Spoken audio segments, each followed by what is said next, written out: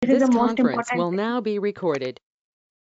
So this is the most important thing. We have to have knowledge to develop APIs in MuleSoft. Okay, so let's just, if does anyone have any questions on yesterday's part? So yesterday we have discussed on point-to-point integrations and API integrations. Any questions on those?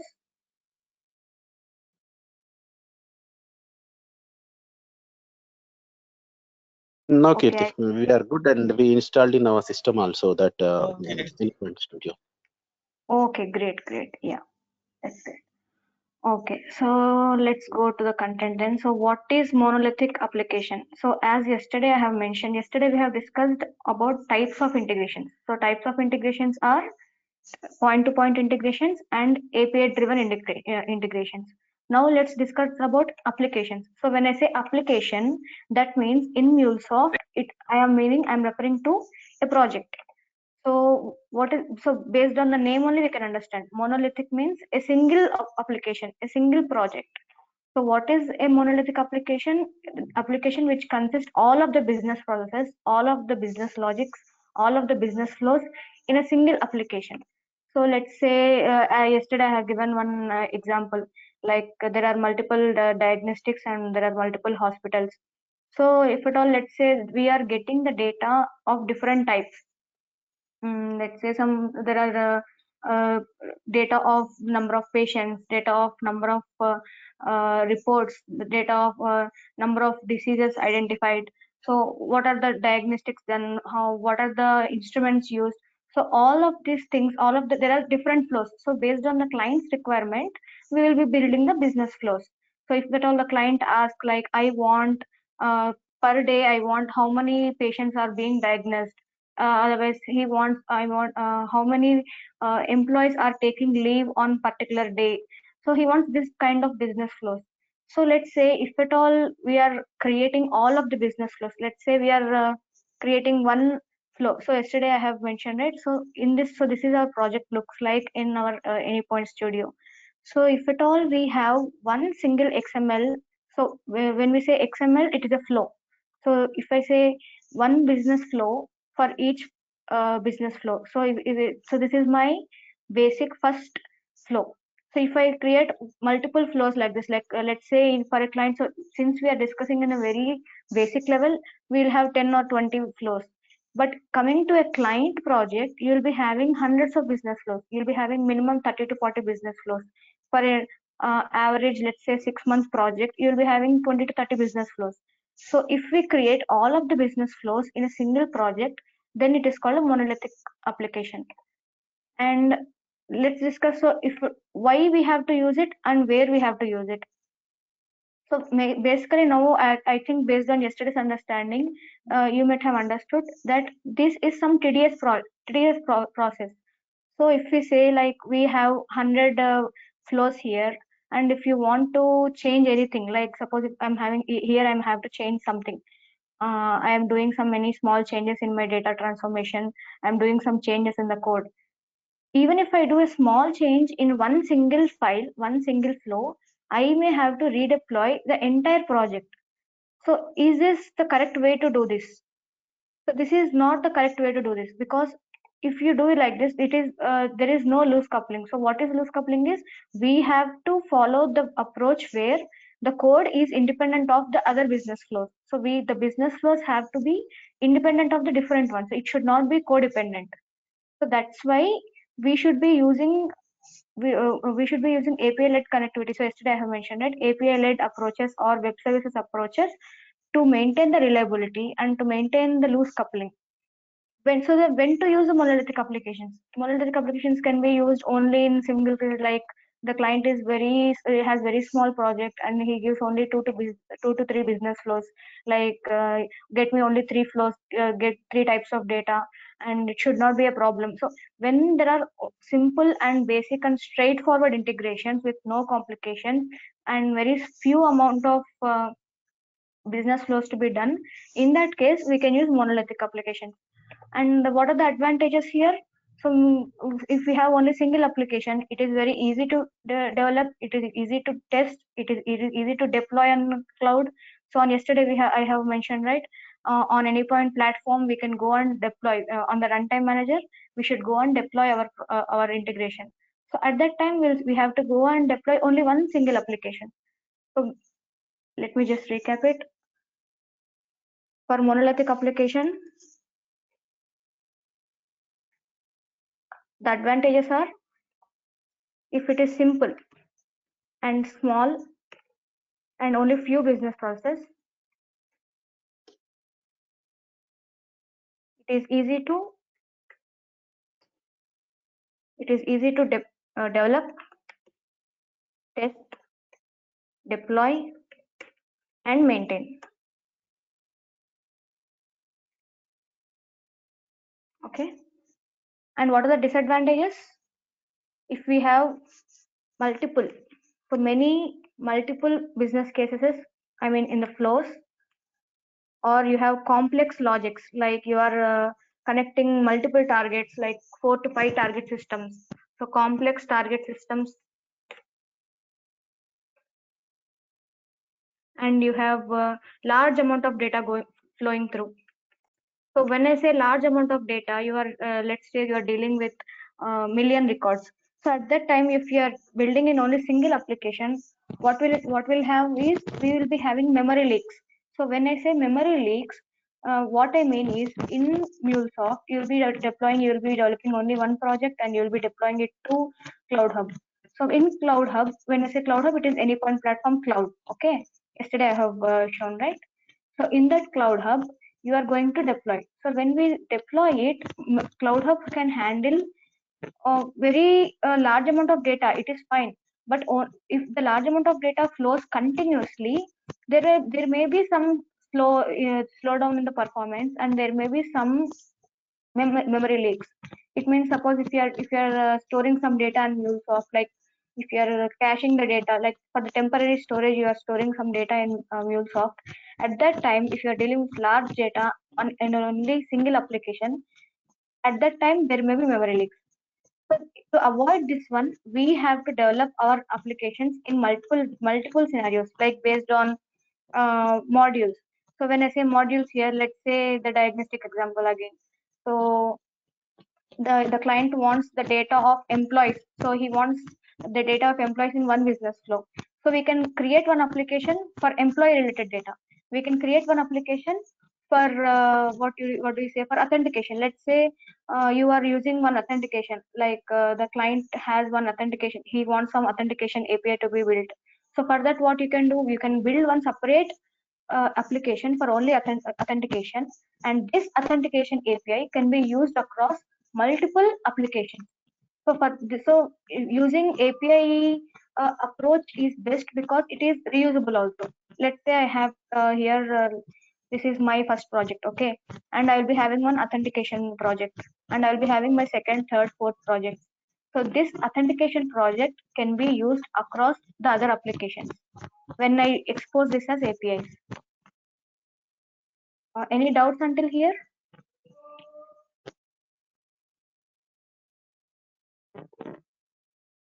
Okay, I take it as no. No. Okay.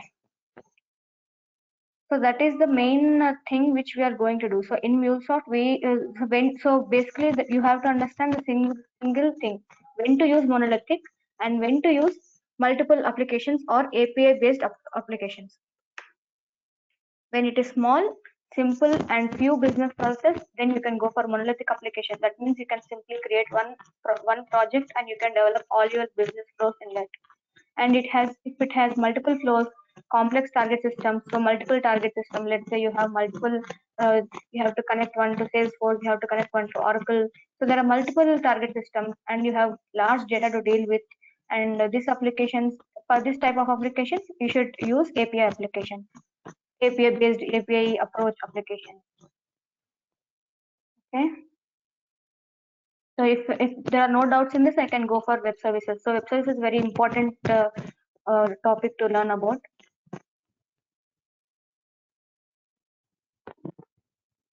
Okay. So what are web services and what are the types of web services? So web services are nothing but they establish a communication between multiple systems. let's say there is a website, okay, and there is a website, let's say it does some data transaction or something, whatever website you take, okay. In this website you will be having some UI components, so you will be having some buttons, you will be having some text boxes, something like that. And you have one application, mobile app, okay. And in this one also you will have some buttons, in this one also you will have some UI components like buttons. So when some buttons are clicked, okay, when anything is clicked, in any action is happening on a website or any mobile application, what does generally it will do? So that button will take the data and it will give to some backend. So how does this happen? So how does the communication happen? So that communication is established by web services. So basically, what are web services? They will establish the connection between multiple systems through internet. Okay. So there are multiple types of web services. The main types of web services are, nowadays we are using only these are main. So these are main and most commonly used web services: REST and SOAP. So what are the differences? To understand what are the differences, we have to understand what are these in very depth way. So let's go to REST first. So what is REST means? The REST full form is representational state transfer. So what is it? I will explain you. So REST, generally a REST API. So what does it do is, it will have an HTTP protocol. It will use HTTP protocol, and it will have client and server based features. So what is client and server based means? Whenever a REST API is called, so REST consume this is REST API. So this API is used by client first. So the client will send the data to REST API. This REST API will send the data to server. So when I say server here, there may be backend or any database, or wherever the data is being stored and being observed and being done some modifications. So whatever the data is being handled here, it will go to server. So how does this communication happen is, REST API will establish the connection. So REST API will have the data given by client, whatever the client gives. It will give the data. Might be a problem with your mic. I think Karthik is saying something.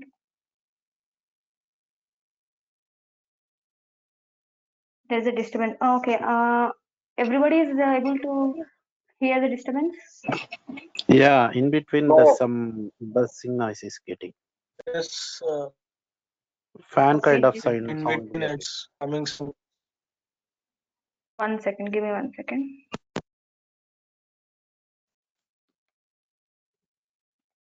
Is this okay now? Yeah, Yes, fine. it's good now.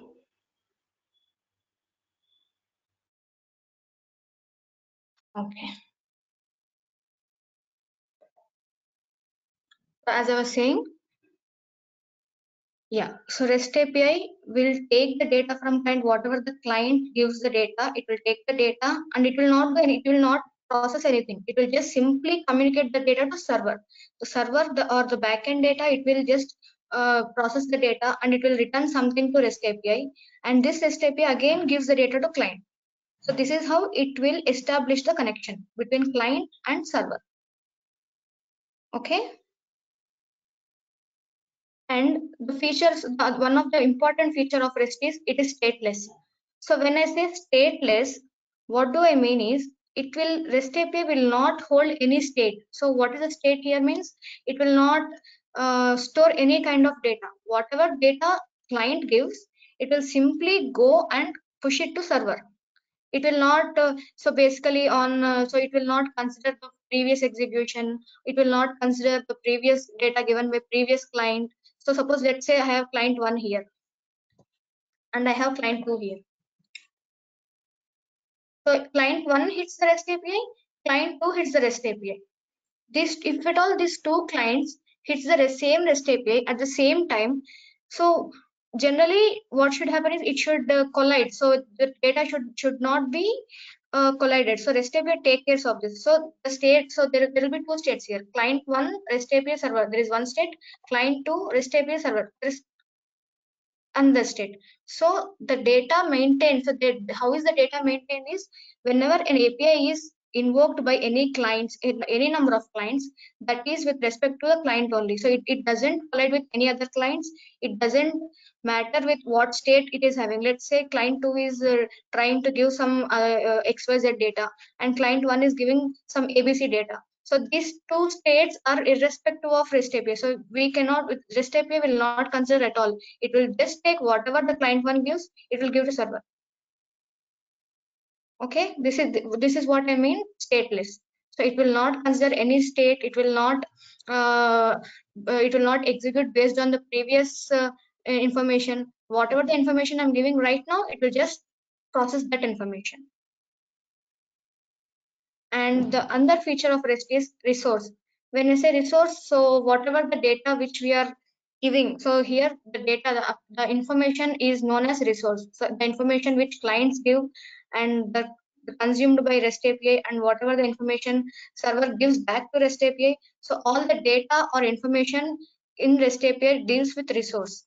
So there are multiple types of resources, like we can send JSON type of resource, we can send XML types of resource, or we can send HTML type or image type or any object type, any kinds of data.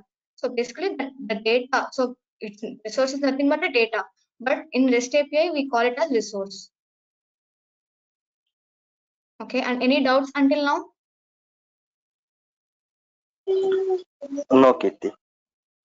Okay, so here content type or resource type is nothing but what are the types of data REST handles with. It handles with JSON data, XML data, HTML data. So all types of data it will handle. It will take, we have to mention in the definition though. I will show you, so you cannot, I mean, no need to worry, I will explain what are the types and how to define the types and all. So what are the different types of resource methods? So when I say resource, I say data. So what are the data types methods? So you might have known about CRUD operations. So what are CRUD operations? We can create, retrieve, or read. So when I say retrieve, it means read. Create, retrieve, update, delete. So these are the operations performed on data. So using REST APIs, we can say, so when I say REST API, let's say I have a REST API of type post. So no need of post, you can say create.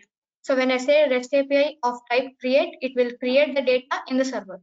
When I say type of retrieve, it will go and retrieve the data from the server. So we have to mention while invoking the REST API, what is the type you want to do? What is the type of operation? So for these operations, we have methods here. So these are the basic operations performed on the resources. Resources means data. These are the basic operations we do on data, and to do this we have to give this one in the invoking of REST API: get, post, put, delete. So these four are majorly used methods, and these are very important to know. So because while in MuleSoft we will be developing applications and we will be exposing the applications.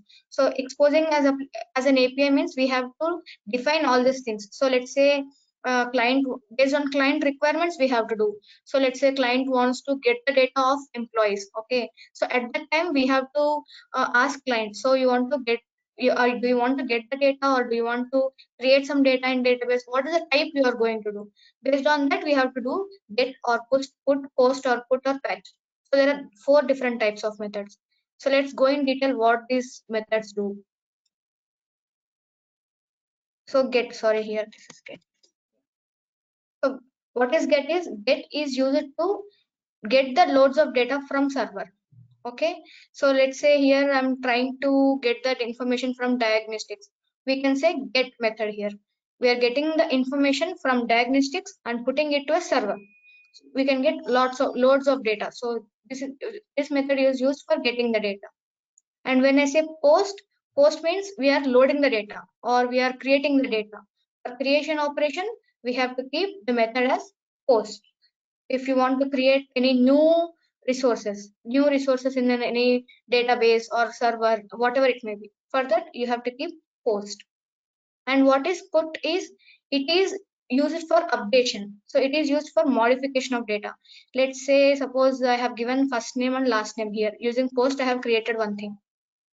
And after that, you decide that, oh, sorry, my first name is wrong. So for that one, what we have to do is, we have to give the put one. So we have to give the first name. So I will give my first name and last name, and I will give first name is a change thing.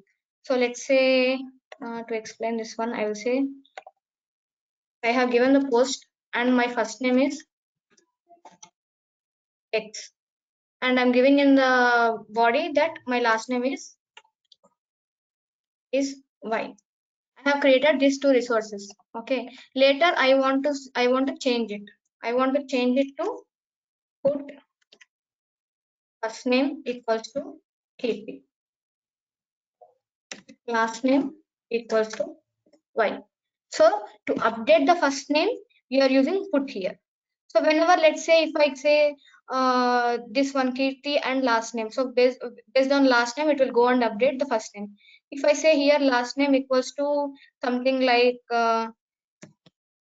So if I say like this one, it will consider this one as a new thing. So it will consider this one as a new data, and it will go and create the new data in the database, or backend server, whatever it may be, to the server.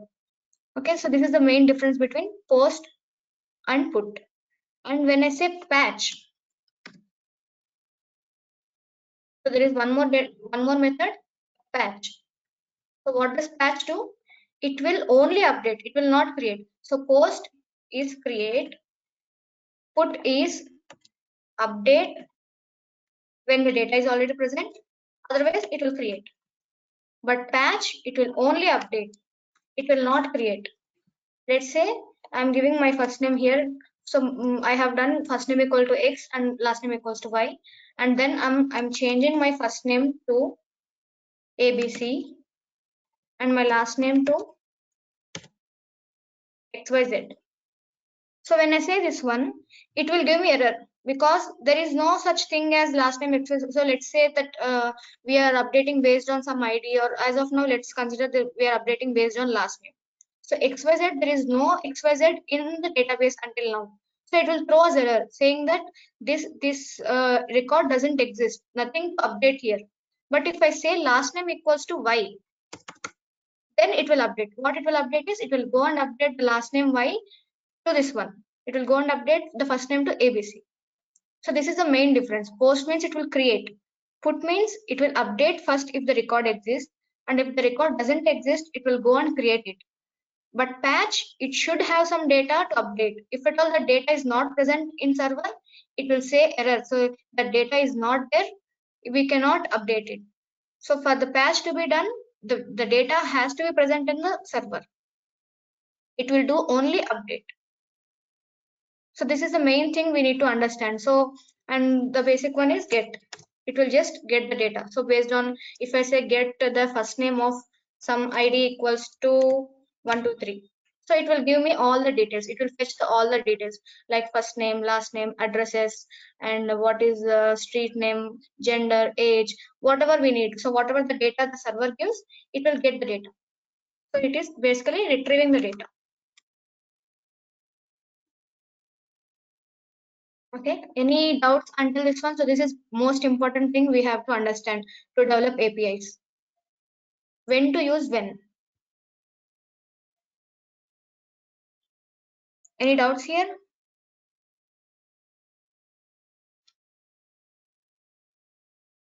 No, Kirti. Okay. So let me show you some examples. So basically for REST API, we will be using mostly 90% we will be using Postman. So this is how Postman looks. So for you can just go and download in Google for Postman. This is a link. I'll keep this in chat box. There are some other clients also for other applications also, like there is an ARC, something like that. So there are many clients for REST APIs. They can use anything, but Postman is very user friendly and very self-explanatory. So no need of struggling here. So this is simple one application. You can go and download in this website, and once you download it, just sign in with any Gmail account or something. That it should not be a problem. Sign in and create a account there, and you will just have one UI like this. So I have gathered some of the sample APIs here. So this is how the REST API looks. So let's say for the let's go with the get ones. So here this is my URL. So API will have one URL. So it will give some whenever we say API, they will have one URL. We that exposed API will give some URL. So with that URL, we have to invoke it. And for this URL, we'll have methods as I mentioned, right? Get, post, put, patch, and delete. So delete is basically deleting the data. So here mostly REST will have these 5 methods.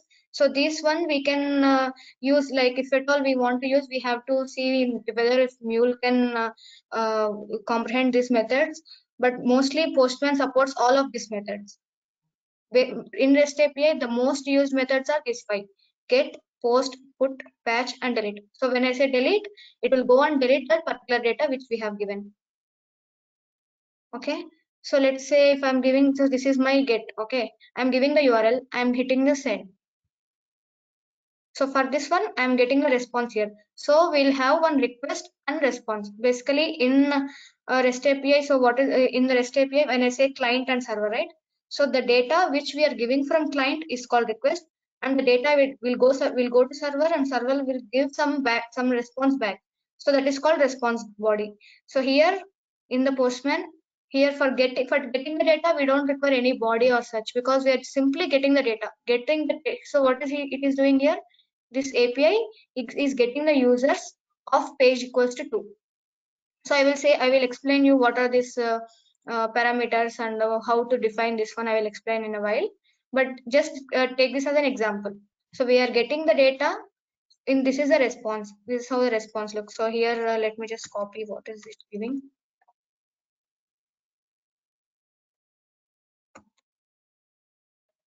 So it gives all this data. So for the page 2, the server is sending all this response. It is having this data in this data. So this is basically a JSON format. In data, it is giving multiple IDs. So we have 5 to 6 IDs here. And if at all we want, so this is retrieving the data. Get means we are getting some data. So if you want to post, let's say I'm just giving my email and my email password. I'm registering this email address.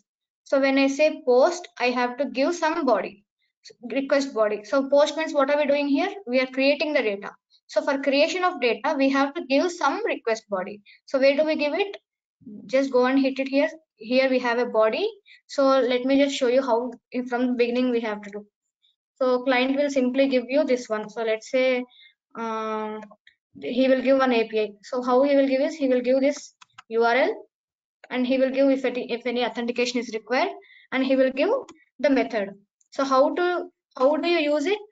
You can use it here. So in Postman, go and click plus, select the method post, give the URL here. And for the body, you should know what is the body type. So I have mentioned, right, for the content type, for the resource type, we can give many number of types. So here select the raw and give the types: text type, JavaScript type, JSON type, XML type. So there are many types. You can, whatever the data we need, we can select. So I'm giving JSON type here. And the request body, this is my request body.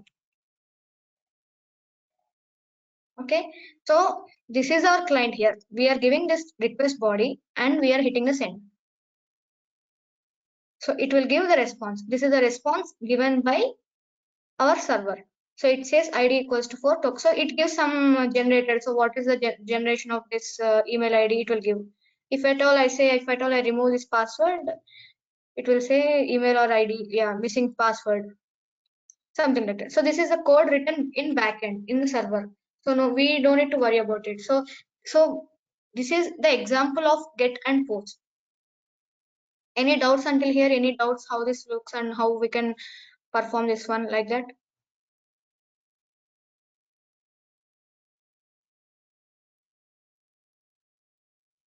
No for me. Sir, general free APIs, free APIs are specific to somewhere, so we can get these APIs, right?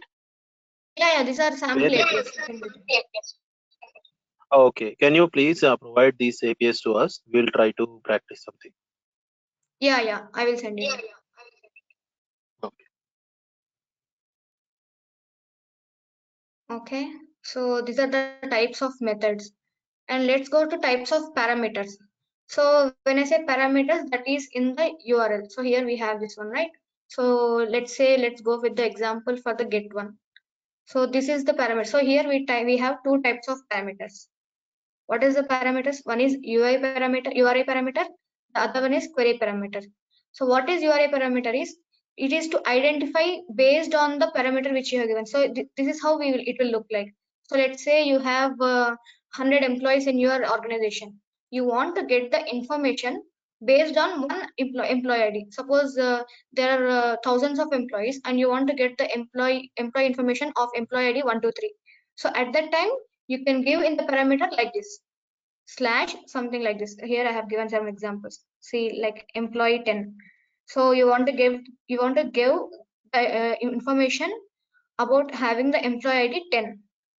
And if at all you want to see to filter the employee based on the designation. So basically, so instead of filtering, so like let's say you have like multiple cars. Okay, so let's go with this example. It will be very easy. So let's say you have multiple cars and you want to filter it by the color. Okay, at that time you can do a query parameter.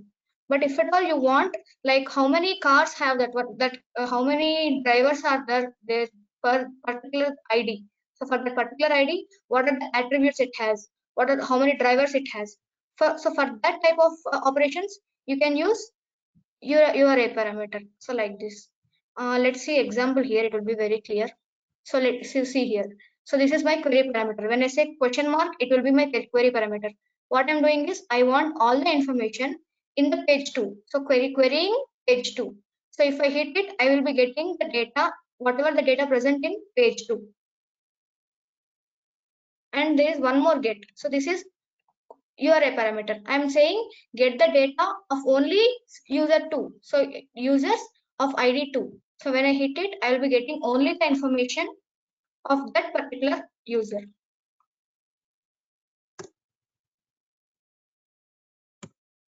Something like this. So this is the difference. If you want to have all the information based on, suppose let's say you have a data set of 100 fields and you want to query based on some particular ID or based on some particular attribute, like if you want to have all the data present in the page 2, then you will define your API in the form of query parameters. And if you want the data based on only one single ID or one single attribute, so in that case you will give URI parameter. Any doubts here?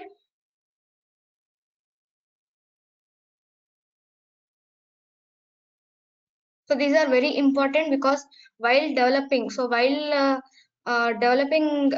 Mule APIs, we have to design them. So when we say design, so let's say if at all I want to have like client says, okay, get me, so I have to get the employees based on the ID. So based on that requirement, you have to ask the client. So let's say he will say just say give. So our basic requirement will be like this. I want employees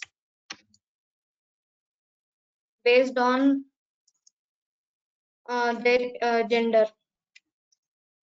You will say this one. So you will say what? So you will ask. You want to get the employees, right? So my API will be get API. And what does he want? He want employees based on their gender. So you will say URI parameter because he want the list of data based on some particular attribute, based on the gender, based on their age, based on the retirement age, so something like that. So he wants the list of data based on some attribute. So then you will define your API in this way, get, and you will keep one URI parameter. And if at all he wants employees based on the ID, so I want employees based on some ID. So he will give some ID in the parameter, and you have to get the information of only that particular ID. So then you will say, okay, I will design my API in get and query parameters. You have to define your MuleSoft application in this format. You will just give query parameters here. So this is the most important thing. And if you want, like say, he will say, I don't want to get, but I want to post the data. And while posting the data, I will give URI parameters. Then you should be fine. You will just define the API like post, and instead of the request data, you will give URI parameters there. Okay, so basically you need to understand the methods here. So what are the types of methods and what are we using for, and the types of parameters, URI parameters and query parameters. If we are clear with this one, it is very easy to go and design our APIs and develop our APIs.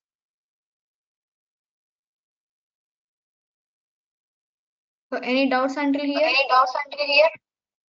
Yeah, Kirti. Here you said like URI parameter, right? So is it a Yeah. kind of where class in our query, right? It's where class. I It did not. it acts like Can you in elaborate DB your queries. question? Yeah. So you said URI parameter. We can give the details, right? What we need. So it is a kind of Yeah. where class, right? Yes, exactly. So it is like a where clause. So where you are telling employee ID equals to something. Okay. When it comes to query parameter, any other example or any? So this is also actually a where, but what you are doing is, let's say in DB is, can you mute please? It is coming right now. Yeah. So these both are we are doing actually in backend in to say in terms of database, we'll do where only. So what we are doing where here is in the URI parameter you are doing where ID equals to something, but in query parameter you are saying where ID is greater than something, or where age comes in between, or age comes in, and you are writing a select query inside. So there will be inner queries also, right? So you are selecting in a set of data. You are giving the set of data in query parameter. Whereas in URI parameter, you will be giving only one information based on one single condition. Okay, query parameter basically used for to get the set of data, and when it comes to URI parameter, it will be specifically we need specific data, right? We will use that. Yes, exactly. Yes. Thank you. Yes. Yeah. Anyone others have any doubts here?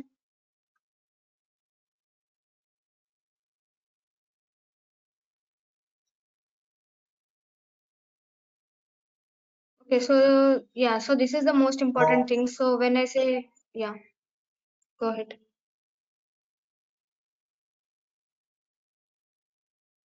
Yeah. Please go ahead.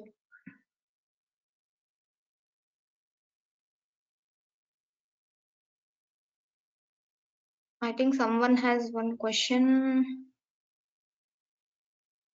Okay. Yeah, so this is it. So we have to understand query parameters, URI parameters, and types of methods, so that when we are trying to, so yesterday I have mentioned it. So these are the steps we use for um,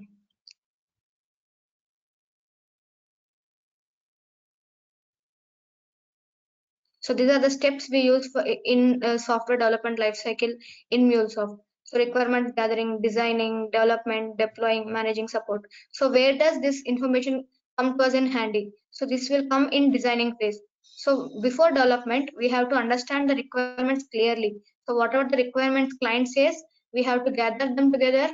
We have to understand them. We have to analyze them, and based on that requirements, we have to design APIs. So while designing APIs, you will be doing all these things. So you will understand what is the requirement of client, how many APIs you have to develop, and how many query parameters you need, and what is the type of resource method, what is the type of content you are going to use, and all these things. So this comes in handy while we design APIs. And how do we design APIs in MuleSoft, we can see in the next sessions. So basically that is done by Ramel. So we can go in depth. So what is Ramel, how to define and how to design APIs in Ramel. We can go in detail in the next sessions. So this is the important thing we will have to understand here. Yeah, so my agenda is to cover REST APIs today. So I think we have done this. We can see SOAP API and the difference between REST API and SOAP API in the next class. So if at all nobody has any doubts today, we can wrap it up.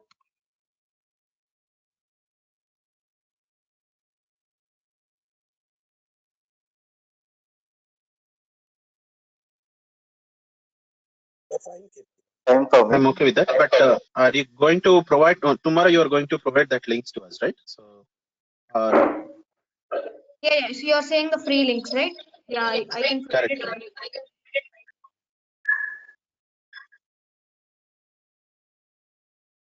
So you can. I think few of you have downloaded the Anypoint Studio and installed it. If at all anybody did not install it, please try to install it. And if you face any problems, we can solve it here. If you see any installation problems or anything, and you can download Postman and install it, and you can try it out. All these APIs you'll understand. And if you have any doubts, please come back to me. And I think someone has already installed MuleSoft, right? Do you see any problems, or did you try to create first project? no, I didn't get any issues. So done. It was smooth. Okay, I was able to create my project. Okay, that's cool. Yeah, I request everyone to just download and install MuleSoft on your system and create one simple first project. And if at all it is smooth, we can start with our development from next couple of sessions. So in the next session, I will be explaining about SOAP UI and differences between, not SOAP UI, SOAP API, and differences between REST API and SOAP API. And then we'll just discuss about API-led connectivity. So in MuleSoft, we have a concept called as API-led connectivity. So until now, we have discussed what are APIs and why to use API approach. So this is the API approach. But how to design the APIs? So we cannot simply say that if at all we are having 10 business process, we'll go and create 10 different APIs, right? So we have to differentiate. So how the architecture is going to be, how we are going to develop those APIs. So all that in architecture we can discuss in the next session. So that is called as API-led connectivity. That is the most important thing we have to follow in MuleSoft, that especially in Mule 4. So we'll discuss it in next classes.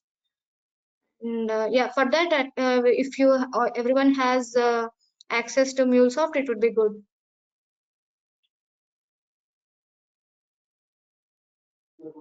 Okay, Kirti. Yeah, I think I'm good here. If anyone doesn't have any doubts, we can wrap it up for today.